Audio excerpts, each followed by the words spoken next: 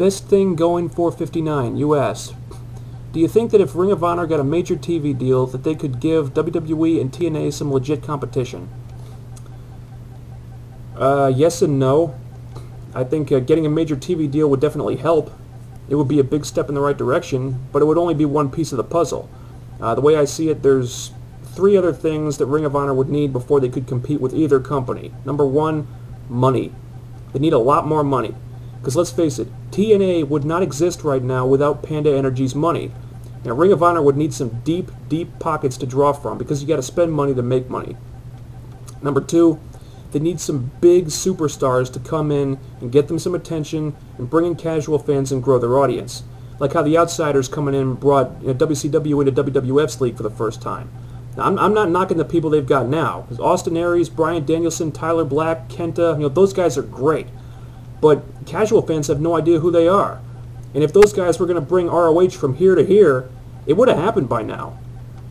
And number 3, they need to change their product to become more mainstream, incorporate more storylines and more entertainment stuff. Now, right now they're just trying to be like the traditional old school wrestling show, and there's nothing wrong with that, but it doesn't bring in casual fans, which you need if you want to be as successful as the big companies. And as long as pure wrestling is all their product is about, then they're always going to be catering to a very appreciative but limited audience of hardcore fans. So basically, if they got all those things, I think Ring of Honor could potentially become legit competition for WWE and TNA, but in order to do that, they'd probably have to change so much about their product that they'd end up alienating all the people who follow it now. Thanks for your question.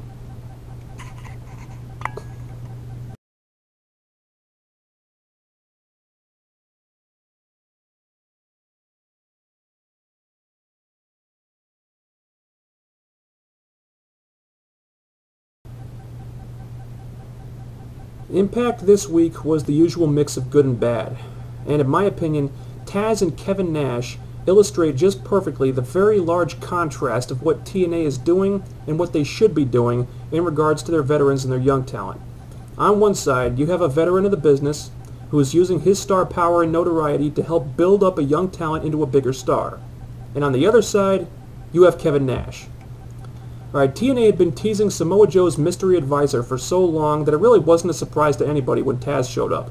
But what made the whole thing worth it was what they did with him when he finally did. Because when he got in that ring and cut that promo saying Samoa Joe was the second coming of Taz, it made Joe look more important than he was before. And when Taz said, "Beat Joe if you can, but survive if he lets you," not only did I mark out huge for that, but in my eyes, Samoa Joe looked like a freaking monster. Now compare what Taz is doing for Samoa Joe to what Kevin Nash did to Amazing Red this week. He squashed Red in 2 minutes, made him look like the biggest jobber on earth. What is the point of that? TNA, you cannot possibly be so misguided that you think there's more money in Kevin Nash than Amazing Red at this point. Look, as I've said before, with the right push and the right promotion, Amazing Red could be TNA's answer to Evan Bourne. This guy should be ruling the X Division. He could be making TNA piles and piles and piles of money. And what are you doing with him? Nothing. He's enhancement talent. Pushing Amazing Red does something for TNA. Having a 50-year-old Kevin Nash destroy Amazing Red does nothing for nobody. It buries Red, and it doesn't even do anything for Nash. It's like, hey look, Nash beat up a guy half his size. Wow, he sure looks like a real badass, doesn't he? And when you add this to Scott Steiner and Booker T having a match where they beat up 2 fat security guards, and Kurt Angle and Mick Foley in the main event having a keys to Mick Foley's office on a pole match, all you're doing is wasting time. We've seen this crap from the Main Event Mafia for almost a full year, and nothing has changed. It's not interesting anymore. If you're going to write one show after another that's just a bunch of middle-aged, broken-down veterans masturbating all over the place, that's not going to help your company grow. And yes, I'm well aware that this episode got a 1.3 rating, and that's great. That's awesome. For now. But what about 3 years in the future? When Kevin Nash is in a wheelchair, when Scott Steiner's in traction, when Booker T and Sting are on a golf course somewhere and Kurt Angle's off making movies. What are you going to do then? You can't keep relying on people from the other company to give you star power. That well could dry up at any time. Sooner or later, you're going to have to start creating stars yourselves, TNA. So that's my rant on that. Let's talk about some good stuff. I like the Bobby Lashley thing. That was cool. Sort of predictable the way the way they set it up. You kind of knew what was going to happen, but it was cool. You know, it was an exciting segment. It was a good way to end the show. I think it's good what they're doing with AJ Styles and Matt Morgan, making them win a best-of-3 series to get into the world title match at Hard Justice.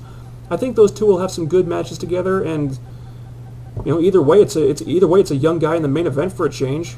I'm damn sure not going to argue with that. They finally pulled the trigger on this World Elite group. I like this group a lot. On the British Invasion are getting over really fast.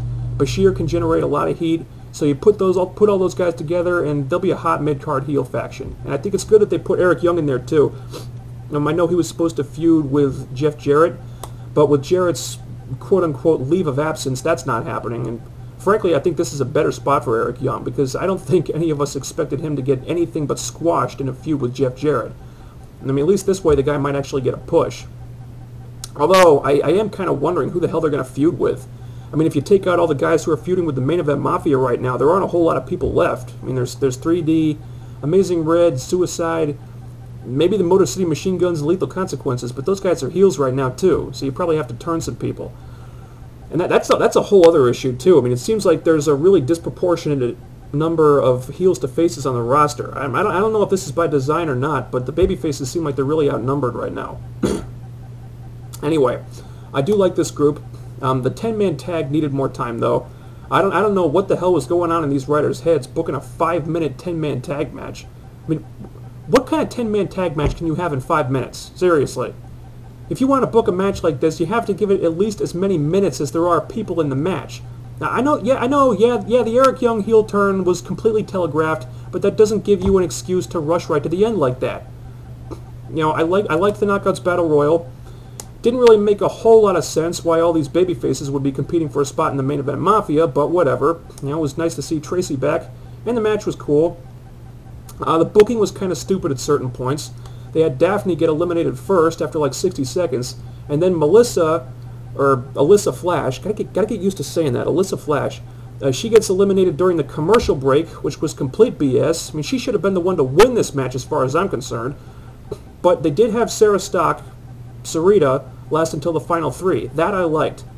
Seems to me that TNA are still really high on Sarita, even though she lost out on the top babyface spot to Tara, who I still have not been that impressed with, by the way. Tracy Brooks winning was a nice swerve. Alyssa Flash should have won. I mean, she would have been the best choice in my opinion. But if Tracy is still knockout law, meaning that she still has booking power over all the other women, that it makes sense the Main Event Mafia would want her in the group.